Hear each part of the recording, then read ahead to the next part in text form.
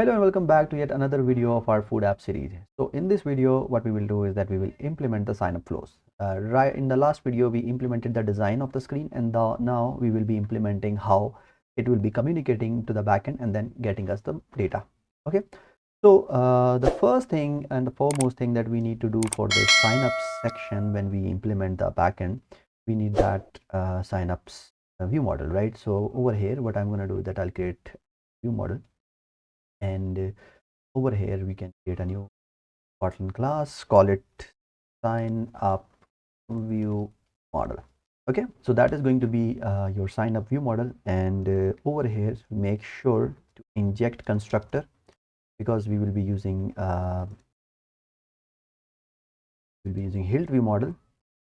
That is important to inject the constructor over here as well, and also we'll be extending it with the view model class for this. Okay, so once you do that, now we have the view model set up, and the next important thing for any view model is that we need two different type of state. One state is basically the one that will be helping us to maintain the state of the screen, and the second state will be the navigation states, where basically if we want to navigate from one place to another, how will that be handled. I'll say sealed class sign up event, but these are not going to be this. It will be more like object. So it's a success event. Then we have an error event. We also will be having a object loading event. I think that should be enough. So these are the things that we will be using. Along with that, we need a navigation event. So we'll be using sign up navigation event. Okay, that is basically going to be navigation to login screen. If you want, let's say you want to navigate to object, navigate to home, that is for that. Okay. So these are the two different sealed classes that we will be using for now. And now the next thing that we need to do is that we need to set up some state flows for this. So we will be starting with the screen state, and that is going to be wall, let's say private wall UI state. Okay, and that is going to be mutable state flow, and that mutable state flow for basically a sign up event. Now the problem is that it needs a default value, and we don't want to pass it like a loading, because it doesn't make sense, right? So for that case, what I'm going to do is that I'll create another object, and that is going to be a nothing object that will basically help me to set that as a default. So that is going to be sign up event dot nothing. Okay, so once you do that, it will be done, and it will stop complaining. The next thing that we want is that we basically want that as a state flow, as a mutable, so immutable, so that it's not being able to change. We will only be changing this specific one, which is accessible inside this class. That is for the UI. And then the next thing is that we want to create something for the navigation, right? So for navigation, I'm going to use private wall navigation event. That is going to be mutable shared flow for this time. The reason I want to use shared flow for this is because I don't want to set some sort of basic value to this. Also, uh, it will be going to be this one-time event that it will fire, and then it will not be keeping that value. In case of sign up, sorry, this mutable state flow, it keeps that value, right? So the previous value is stored so that we can handle that based on that. But in this case, it will be just one-time thing. It will fire the event, and then next time it won't, so that we don't have to navigate, like handle it, so that it just keep on navigating to different screen again and again. And then over here, this is again going to be as shared flow, so that it's mutable. Okay, that's the values for our states. And then the next thing that we need to do is that we need to set that email for this, basically. And for email, again, it is going to be, call it that, private underscore email mutable state flow. And then over here we'll be using it this way, be using the same thing for these cases. And for sorry, email, password, okay, for name as well. So now we have all those events that are available in this screen. We have the UI state, we navigation event, email, password, and things like that. The next thing that we need to do is that we need to create a function. So let's say on email change, what we are going to do, and then again for the password change, and then for the name change. So all these events will be handled through our view model. And the last one is going to be on a sign up click. So let's say when someone click on a sign up, what we are going to do, and in term of error, what we want to show or things like that. So I think when you do all these things, you are pretty much ready to set it up inside the uh, screen. One more thing that we would be like needing over here is that is going to be the food API service, because that is something that we need for backend requests. So let's add that over here as well. And now inside this specific section, what you will be doing is that you will be using a hilt view model for that. So I'm gonna say view model as a sign viewer is equals to hilt view model. Now, when you try that, it will basically not be available. And the reason for that is that we need to integrate an SDK so that it can manage that, right? So we have that over here. I have basically copied it from one of that URLs they provide. So what I'm going to say that I'll say implementation. Inside that, I'll paste it over here like this. So once you do that, it will complain that you have a latest version. So make sure that you set that later version, and then you can change that to the um, libs version format as well. Yes, and then you can sync. Okay, so this is done, and now when we get back, we'll be able to load that. So basically, this function basically help us create that view models to the hilt using this. So that's what we did. Okay, so over here, what we will do is that now we will just get rid of this, and rather than using this, let's say that we will be saying model dot dot select as a with view model with life cycle. You don't get that.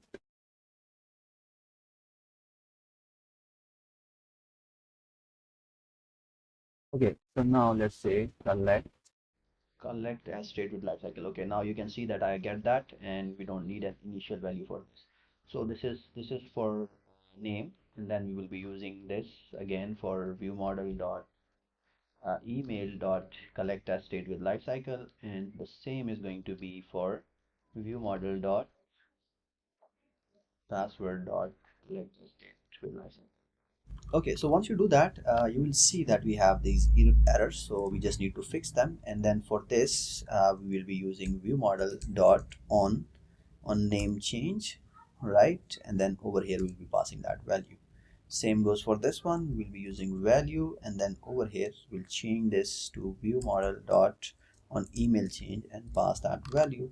And then again for the password as well, view model dot on password change, and then over here inside we will be passing that value. That's one thing.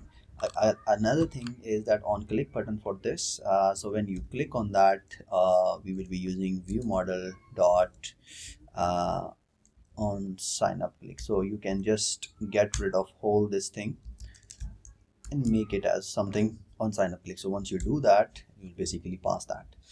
And what is left? Yeah, it's complaining that we should be wall. You can just change that to wall, and then we should be good.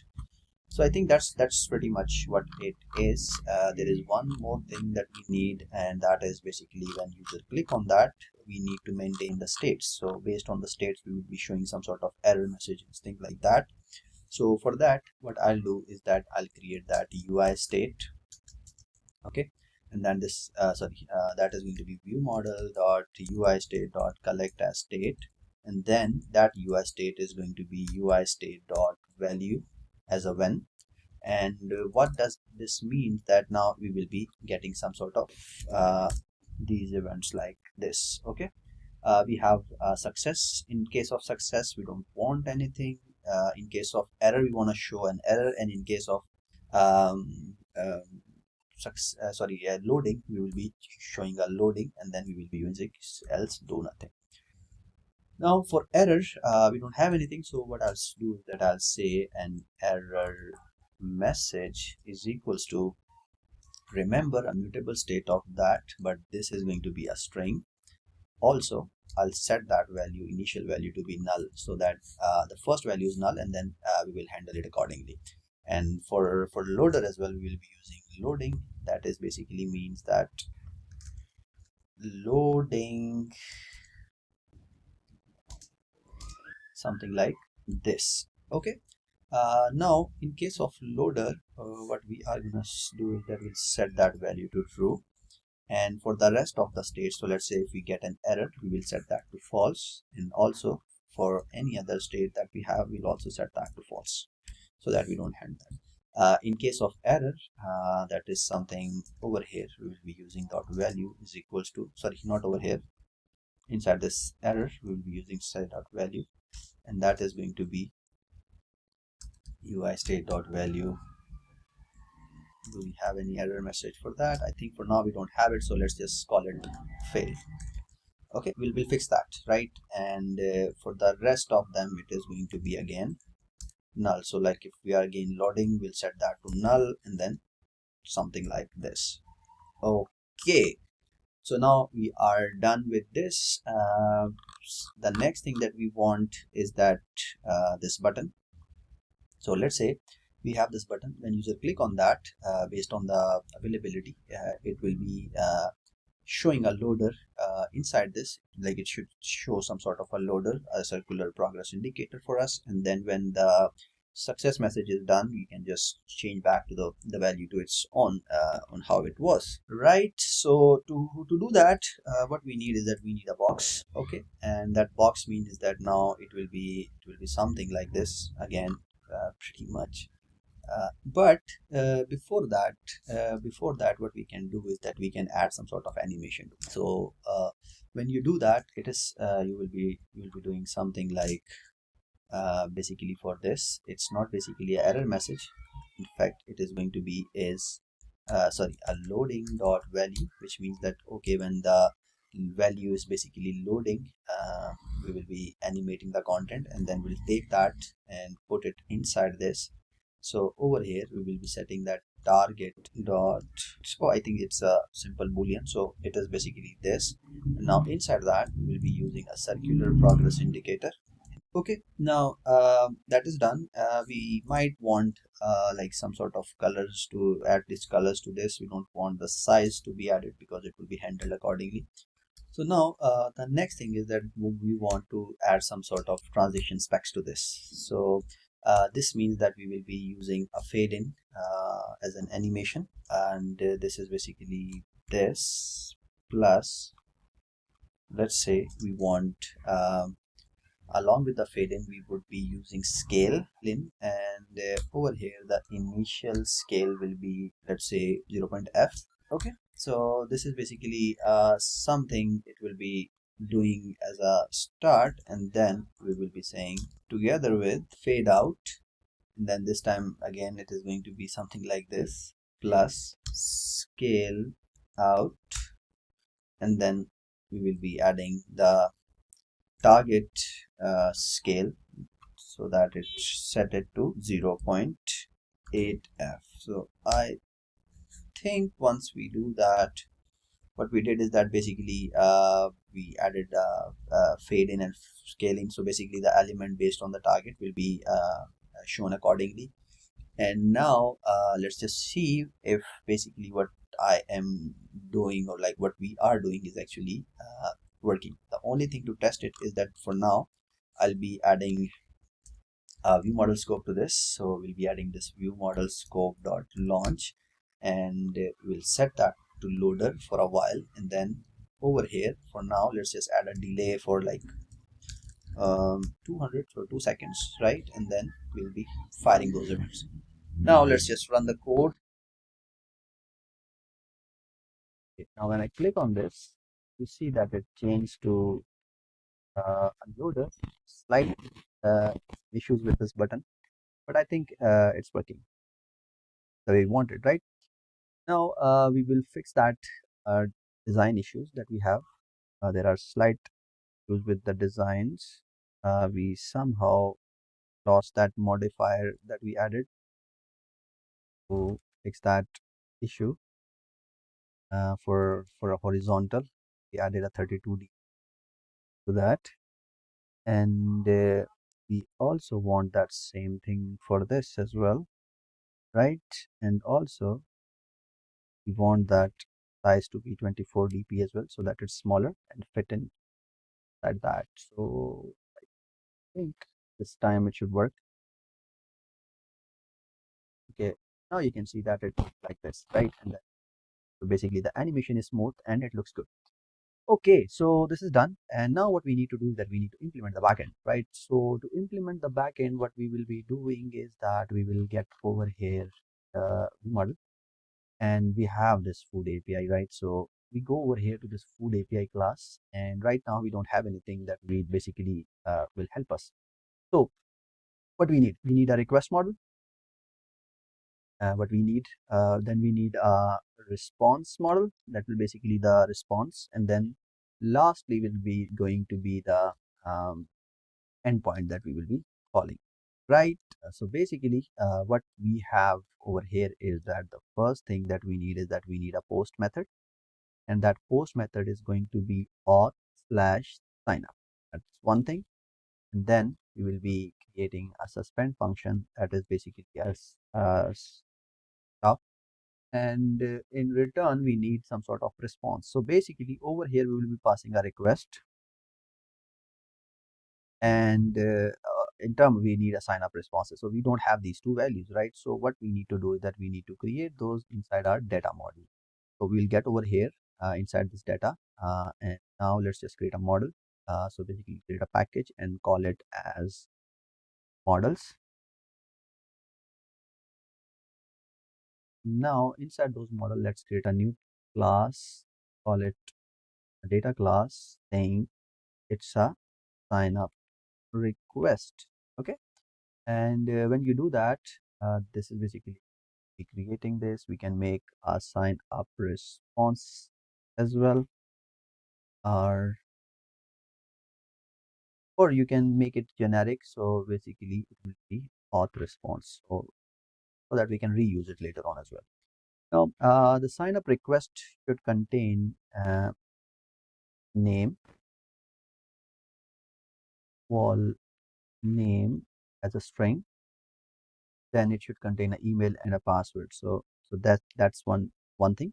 And then the next thing for auth response is that we need a token from the server. So I think that's, so it will return a token. And now we'll get over here into this. We will implement that like this, and the response is basically auth response. So we'll just do it this way. Now we have the sign up request that we can use, and now inside here, over here like this, what we will be doing is that we can say wall response food API dot sign up. Then inside that we can just create a up sign up request. Then inside that you can just pass something like, okay. The thing is that one way is that basically you can just use it. For now let's just try it this way, because I don't uh, have that implementation to handle that properly. But for now let's just use it this way, using a try catch block, so that you can handle this. So basically we got this response, and now we will say if response dot token is not empty, this means that it's a success case. So what we can do is that we will set that state to success, and then based on success we will be just showing taking that user to the home, right? That's pretty much what we are supposed to do in this case. And now we'll go back to our home screen. Everything is ready. Just one thing that I want to do over here, and that is basically for in case of success, like navigate to home, we don't have that yet implemented. So we need to handle that, so that we know that okay, now this specific thing is called, and now we know that what's going on. So what we will be doing is that we will be making a launched effect. The reason we want to set a launch effect because we don't want to register to the shared module, shared like navigation event again and again. We'll be doing it only one time so that we just keep on getting that. So we'll be using view model dot navigation event dot collect latest, right? And then inside that, now we know that okay, this is something when event is this, else we will be using something like this. For now, we don't have anything. We will be using this, and now we will be making a toast message over. Nothing fancy. For now, we'll be just making a toast, showing some sort of this. I think when I use that, it will be not available. So what we can do is that we can wall context is equals to this, and then use that context over here. Okay. So now this is done. The message can be updated to navigate from, sorry, sign up successful, right? And I think that's that. In case of error, we will be showing error. So what I'll do that I'll sign up with our email first time, and when it's success, I'll try again. So next time it will be failure. But we don't have any failure string anywhere in the code, so we can some sort of add that text as an error as well. So over here, just above that button, let's create a text and add that as a this. So initially it will be empty, else it will be that error code that we saw. Okay, so now let's just run the code. Okay, so let's just try to add a couple of things. Let's say code with fk. That is going to be code with fkofficial@gmail.com. The next thing is going to be password. Let's add 1 2 3 4 5 6. So these are some values. I've just clicked on that, and as soon as I click on that, it starts like it mentioned that it's failed. Now why is it failing is that, let me see, let me just get rid of that. We don't get any logs for that because we haven't added any sort of loggers to this. And also in the view model, we are not actually handling the error message properly over here. So what I'm going to do is that I'll say that e dot print stack trace so that I know what's wrong. Rerun the code.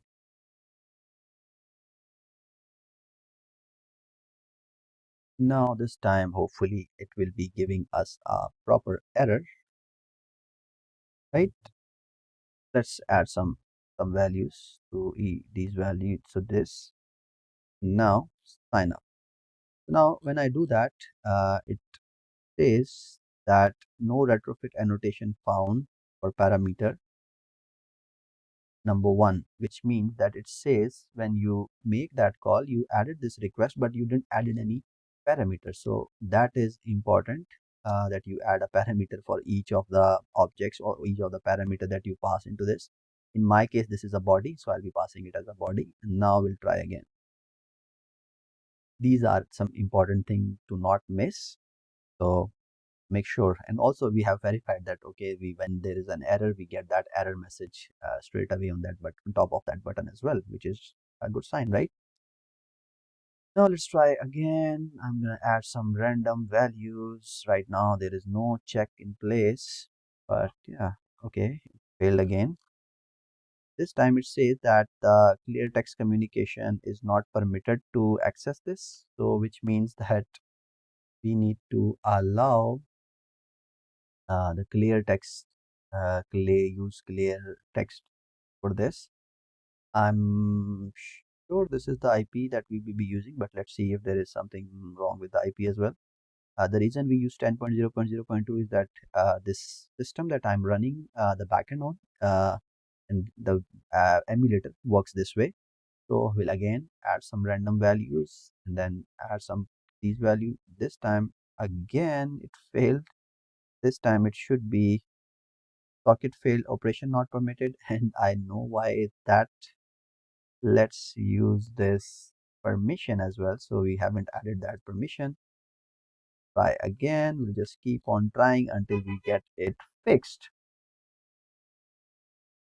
So this is again loading. The loader is taking so much time, so I need to get rid of that. The flash, because we are not loading anything for now. Now you can see that it's loading. It went to the backend, and I think should have returned. Somehow it didn't. Okay, so it says that the server it was trying to could not be found, and that is basically this. I think I am using a wrong IP. Okay, yeah. So the thing is that I'm using a wrong IP, and actual IP is if we go over here, it should be 10.0.2.2. So that is important to make sure. These are some minor like silly mistakes that I am doing in this video. So just make sure that you use this correct backend for this. And now this time I hope this should work as I want. So let's just do this. Click on that. The first time it worked, second time it didn't work because we have this. So let's say I'm gonna add a different email, and this time right away. So uh, it is basically the thing is that it works, but it's not showing me that success message, and that could be the try emit that I'm using. So when you do that, make sure to use emit rather than try emit, because the try emit means that it will not guarantee that it will be thrown to this. It can be it can fail to be thrown as well. So make sure to use emit every time under the coroutines. Now let's just try again, this time again with a random email and password. Then when I try that, failed. What was the error this time? It didn't get any error. Why is it going for 2 point, sorry, why is it going to 10.0.02? I think there is something wrong. Let me just clean this build again. Weird, because I just updated that IP and somehow it's not been able to get that. So we'll try again.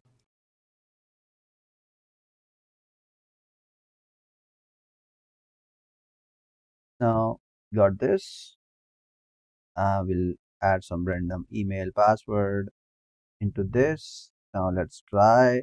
This time you see that it signed up successfully, which means that it worked. So yeah, I think that was it for this video. We have done the sign up flow. The next video will be using the navigation, implementing the navigation. So I'll see you in the next video. So till then, happy coding. Bye.